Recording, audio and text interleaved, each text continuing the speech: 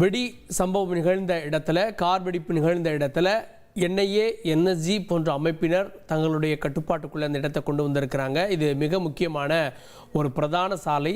இந்த சாலை பழைய டெல்லியில் மிக முக்கியமான போக்குவரத்து கேந்திரமாக இருக்கிறது. அங்கே இந்த பகுதி சுற்றி வளைக்கப்பட்டிருக்கிறது. சில நிமிடங்களில் உள்துறை அமைச்சர் அமித்ஷா இந்த இடத்துக்கு வருவார் அப்படின்னு எதிர்பார்க்கப்படுகிறது. தங்களிடம் இருக்கக்கூடிய பிரத்யேக வாகனங்கள் மூலமாக அங்கே ஆய்வையும் அவர்கள் மேற்கொண்டிருக்காங்க.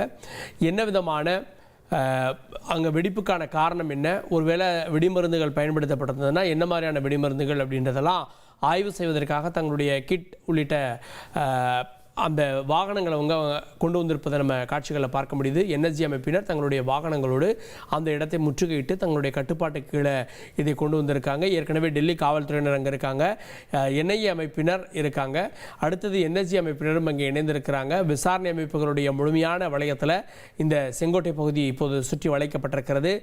தொடர்ந்து அங்கே விசாரணையும் நடைபெற்று வருகிறது. உறுதிப்படுத்தப்பட்ட தகவல் விபத்தா சதிச்செயலா அப்படின்றத எப்போது வெளியிடுவார்கள் என்ற கேள்வி ஏற்பட்டிருக்கிறது. செய்தியாளர் பாரதிராஜா கூடுதல் விவரத்தோடு இணைகிறார். பாரதிராஜா, இப்போது பல்வேறு விசாரணை அமைப்பினர் அங்கு முகாமிட்டிருக்காங்க. என்எஸ்ஜி அமைப்பினர் மற்றும் என்ஐஏ இவங்களுடைய பங்களிப்பு என்ன? இப்போ அவங்க என்ன வாகனம் கொண்டு வந்திருக்காங்க? விவரங்கள் நம்ம பல நேரங்களில் பார்த்திருப்போம். நான் ஒரு நாட்டின் முக்கியமான தலைவர் வரும்போது முதல்ல எனர்ஜி டீம் வரும். அவங்களோட மோப்பு நாய்கள்லாம் அந்த இடம் பாதுகாப்பானதா, வரக்கூடியதா, அங்கே ஏதாவது தாக்குதல் நடத்த வாய்ப்பு இருக்கிறதா அப்படின்லாம் முதல்ல அனலைஸ் பண்ணி பார்த்திருப்போம். இது போஸ்ட் இன்சிடென்ட் அப்படின்னு சொல்லுவாங்க. அது ஒரு சம்பவம் நடந்த பிறகு அங்கு ஆய்வு செய்வது, அந்த மாதிரியான ஒரு விஷயத்துக்கு தயாராகிதான் இப்போ எனர்ஜி வந்திருக்காங்க.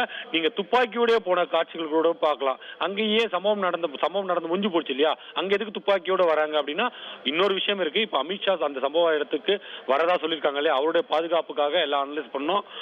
அது மட்டும் இல்ல, அந்த வெடித்த கார் வெடித்த அந்த இடத்துல என்ன ஆதாரங்கள், ஏன்னா நமக்கு முதல்ல பல்வேறு விஷயங்கள் சமூக ஊடகங்கள்ல பொதுவா பரவச்சு. என்னன்னா அதுல இருந்தது ஆர்டிஎக்ஸ்னு ஒரு சில பேர் சமூக ஊடகங்கள்ல அந்த விஷயங்களை வைரலாக்க, ஆனா ஒரு சில பேர் அமோனியம் நைட்ரேட் அப்படின்னு, அதாவது இது பொய்யான செய்திகளோ உண்மையான செய்திகளோ தெரியாம அவங்க மனசுல தோணுத.